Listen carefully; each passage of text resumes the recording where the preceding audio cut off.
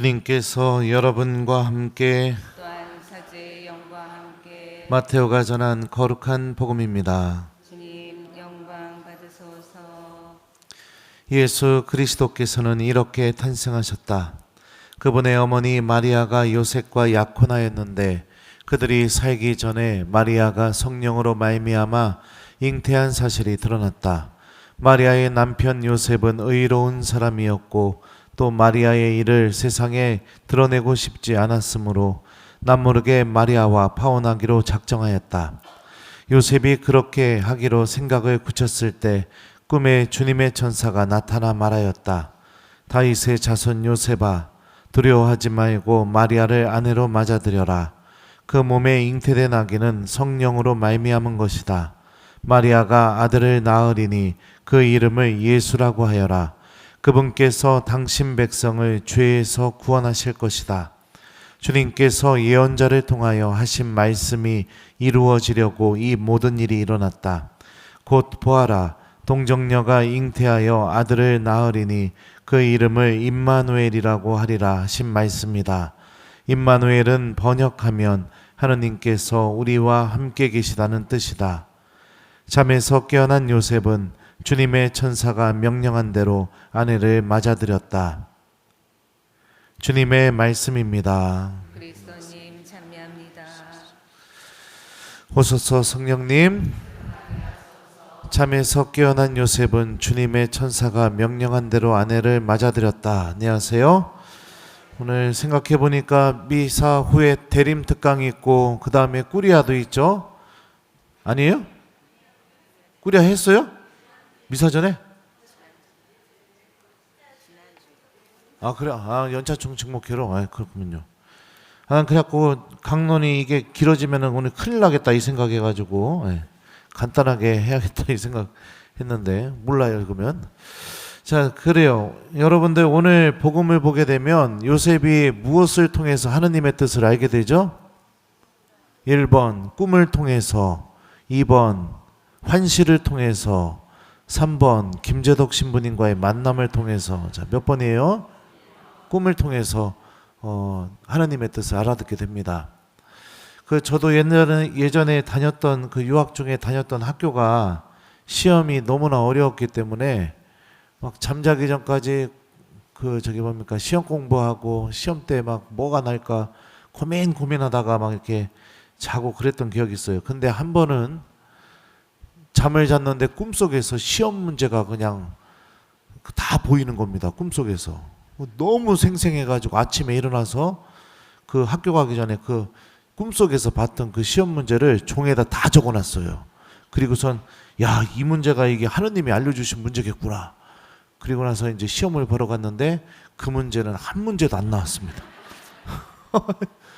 사람이 무엇인가를 간절히 열망하고 바라면은 그 열망하는 내용이 꿈 안에서까지 막 펼쳐지는 경우들이 있죠. 여러분들도 비슷한 체험들 막 했을 거라고 생각합니다. 예전에 연애할 때 막 너무너무 좋아했던 남자가 있다면 꿈속에서 그 남자랑 결혼하는 꿈도 꿔봤을 테고. 아니에요? 그죠? 아니에요? 그래, 알았슈, 그러면. 그러면 형제님들 막 그렇게 엄청 사랑하고 결혼한 건 아니었네요. 요셉이 우리가 첫 번째로 알 수 있는 건 뭐냐면 꿈 안에서 하느님의 뜻을 알게 되었다는 것은 그가 지금 자기에게 벌어진 사건에 대해서 도대체 하느님의 뜻이 무엇일까 어마어마하게 고민했다는 것을 알 수 있죠. 단순히 나랑 결혼할 마리아가 임신한 사실에 대해서 분노한 거 이걸로 그친 게 아니라 이 사건 안에서 정말 하느님이 원하시는 뜻이 무엇일까? 왜 나한테 이런 일이 벌어졌을까? 주님이 나를 어디로 인도하시기를 원하실까?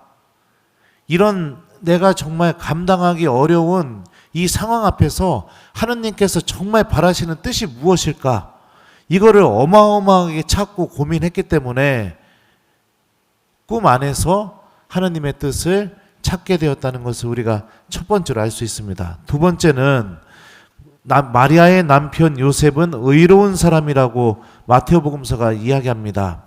의롭다라는 것은 하느님과 올바른 관계를 맺고 있고 항상 하느님의 뜻을 찾고 있고 또한 율법이라든지 여러 가지 계명들을 성실하게 잘 지키면서 하느님과 아주 좋은 관계를 맺고 있는 상태를 의미합니다. 요셉이 갖고 있는 이 의로움 안에서 요셉이 결정해낸 게 무엇이냐? 마리아와 남모르게 파혼하기로 결정한 겁니다. 이거는 마리아에게 상처를 줄 수도 있었고 또 마리아를 사람들에게 알려서 그가 다른 남자랑 결혼도 못하게 할 수도 있었고 돌 던져서 죽게 만들 수도 있었습니다. 여러 가지 선택지가 있었는데 그럼에도 불구하고 남모르게 파혼하기로 작정했다는 것은 우리가 또 알 수 있는 게 뭐냐면 요셉이 마리아를 정말로 사랑했다는 것을 알 수 있죠. 정말로 사랑했으니까 내 애가 아닌데 그 마리아에게 복수하고 싶은 마음도 분명히 있었겠지만 그것보다 내가 너무너무 사랑하는 그 마리아가 나는 너무너무 아프더라도 행복했으면 좋겠다. 차라리 그 남자랑 결혼해서 행복하게 살게 해주는 게 좋겠다. 아마도 이런 마음에서 결정했을 거예요. 그러니까 요셉이 내린 이 결정은 마리아에 대한 사랑 안에서 나온 결정, 자신이 생각하고 고민하고 자기가 맞다고 생각해서 자기 안에서 내려진 합리적인 결정, 그러니까 누군가에 대한 사랑과 자신의 판단과 경험을 통해서 내려진 합리적인 결정, 이 두 가지가 요셉의 결정 안에 담겨져 있었습니다. 근데 중요한 게 뭐냐면 세 번째는 그럼에도 불구하고 요셉은 자기에게 벌어진 하느님의 뜻도 찾고 묻는 사람이었다는 겁니다. 어떤 사실을 우리가 결정하게 될 때 내가 누군가에 대한 사랑에서 나오는 그 사랑과 내 경험과 판단에서 내려진 이게 일치를 해서 합리적이고 올바른 결정을 하게 될 수도 있습니다. 우리는 보통 그렇게 다 결정을 하면서 삶을 살아갑니다. 그런데 그 결정이 누가 보더라도 이거는 마리아에 대한 사랑에서 내려진 결정이고 누가 보더라도 이 결정은 합리적이고 올바른 결정이라고 평가되고 판단된다 할지라도 때로는 우리들의 그 결정이 하느님의 계획과 뜻에서 어긋나 있을 수도 있다는 겁니다. 그러니까 내가 누군가에 대한 사랑과 나의 합리적인 판단이 담겨진 결정이 항상 하느님의 계획과 항상 일치할 수는 없을 수도 있다는 것을 의미해요. 그러니까 요셉은 꿈속에서 알게 된 겁니다. 내가 이렇게 내린 결정이 그럼에도 불구하고 지금 하느님의 계획에서 어긋나 있다는 거. 하느님의 계획은 무엇이냐? 요셉이 마리아와 결혼하는 게 하느님의 계획이었어요. 그래서 주님이 알려주시죠. 이 아이가 다른 남자의 아이가 아니라 성령으로 말미암아 잉태된 아기라는 거. 그리고 이 아기는 임마누엘, 하느님께서 우리와 함께 계시다는 그 하느님의 신비를 드러낼 메시아이시고, 그리고 이 아이는 여기 저기 뭐예요? 예. 또 나오죠. 그분께서는 당신 백성을 죄에서 구원하실 것이다. 이 말씀처럼 이 아이는 모든 사람들을 죄에서 해방시켜줄 메시아라는 것을 요셉에게 알려주게 됩니다. 자, 이렇게 되자 요셉은 어떤 결정을 할까요? 자기가 사랑에서 내린 결정, 자기가 경험과 판단 안에서 합리적이라고 내린 결정, 그 자신의 그 결정을 내려놓고 꿈속에서 알게 된 하느님의 뜻에 온전히 순명합니다. 이게 여러분들 참된 신앙인의 모습입니다. 그리고 이 요셉의 순명에 누가 탄생하게 됩니까? 예수 그리스도께서 탄생하셔서 우리와 함께 계시고 우리의 죄를 용서해 주시게 되는, 또 우리를 죄로부터 구원하시는 그 하느님의 구원 계획이 시작될 수 있었습니다. 신앙인이라는 것은 요셉과 같은 겁니다. 항상 내 뜻, 그 다음에 내 결정, 내가 사랑해서 내린 결정, 모든 사람들은 이거를 우선적으로 선택하면서 살아갑니다. 근데 신앙인은 내가 결정을 이렇게 내렸다 하더라도 하느님의 뜻이 내 결정과 다르다는 걸 알게 되었을 때는 하느님의 결정에 순명하면서 살아갈 줄 아는 거, 이게 믿음을 갖고 있는 사람들의 모습이죠. 많은 경우 이런 모습을 우리가 제가 사목하면서 이런 모습을 갖고 있는 신앙인들 보기가 너무 어렵습니다. 기도도 열심히 하시고 미사도 열심히 하시는데 제가 뭔가를 제안하면은 딱 이래요. 신부님 절대로 못합니다. 절대로 못합니다. 이게 여기에는 뭐가 있는 거죠? 내 판단, 내 경험, 내가 내린 결정, 이것만 있는 거죠. 하느님의 이 부르심, 하느님께서 원하시는 하느님의 계획, 이거는 바라보지 못하고 그냥 절대로 못합니다. 안 됩니다. 신부님. 이렇게 하니까 사목하면서 너무나 답답하고 힘든 경우들도 많이 있습니다. 하느님의 뜻을 우리가 잘 알아듣고 따라가고 또 순명할 줄 아는 것도 필요하죠. 오늘 일독서도 보면은 이렇게 얘기해요. 자, 그때에는 사람들이 더 이상 이스라엘 자손들을 이집트에서 데리고 올라오신 살아계신 주님을 두고 맹세한다 하지 않고 그 대신 이스라엘 집안의 후손들을 북쪽 땅에서 그리고 당신께서 쫓아 보내신 모든 나라에서 데리고 올라오신 살아계신 주님을 두고 맹세한다 할 것이다. 이게 뭐를 의미하는 걸까요?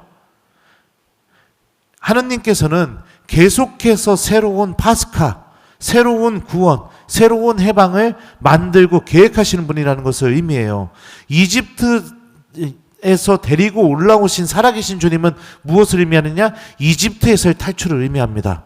근데 그 뒤에를 보게 되면 북쪽 땅에서 그리고 당신께서 쫓아 보내셨던 모든 나라에서 데리고 올라오신 살아계신 주님을 의미하는 것은 이 주님이라는 표현은 무엇을 의미하느냐? 유배에서 그들을 다시 이스라엘 땅으로 끄집고 데리고 나오신 야훼 하느님을 얘기하는 거예요.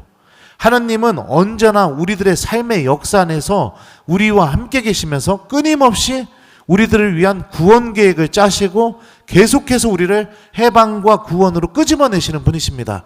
이게 하느님의 계획이에요. 근데 이 계획에 내가 내 뜻, 내 판단, 내가 사랑하는 것들 이것만 중심이 된다면 우리들은 이 하느님의 구원 계획에 응답하거나 따라갈 수가 없게 되겠죠. 그러니까 때로는 요셉과 같은 믿음이 필요한 거예요. 모든 게 다 내 머릿속에서 맞다. 그래서 이걸 하면 안 된다. 한다 하더라도 주님의 말씀이 또 교회가 또 하느님 내가 누군가를 통해서 알게 된 하느님의 뜻이 내 모든 판단과는 반대된 것을 요구한다면 믿음을 갖고 있는 사람이라면 그 하느님의 뜻에 순종하고 모든 것을 맡길 줄도 아는 용기가 필요하다는 겁니다. 그렇게 될 때 우리는 우리와 함께 계시는 주님, 우리를 죄에서 구원하시는 주님, 그리고 우리를 영원한 생명과 은총으로 데리고 가시는 주님, 그 주님을 새롭게 체험하게 될 겁니다. 과거에 이집트에서만 끄집어낸 그 하느님으로 남는 게 아니라 유배에서도 데리고 올라오시고 이제는 나를 죄에서로부터 구원으로 데리고 올라가시는 새로운 하느님을 만날 수 있게 되겠죠. 그래서 오늘 하루 여러분들 요셉의 이 믿음을 잘 묵상하시면서 오늘은 내 뜻이 아니라 하느님의 뜻이 무엇일지 곰곰이 한번 생각해보고 기도 안에서 답을 찾는 오늘 하루를 보내보셨으면 좋겠습니다. 숙제는 여러분들 오늘 복음 말씀 한번 천천히 읽어보면서 요셉의 이 순명을 내가 다시 한번 생각해보기 요거를 숙제로 드립니다. 잠에서 깨어난 요셉은 주님의 천사가 명령한 대로 아내를 맞아들였다. 아멘.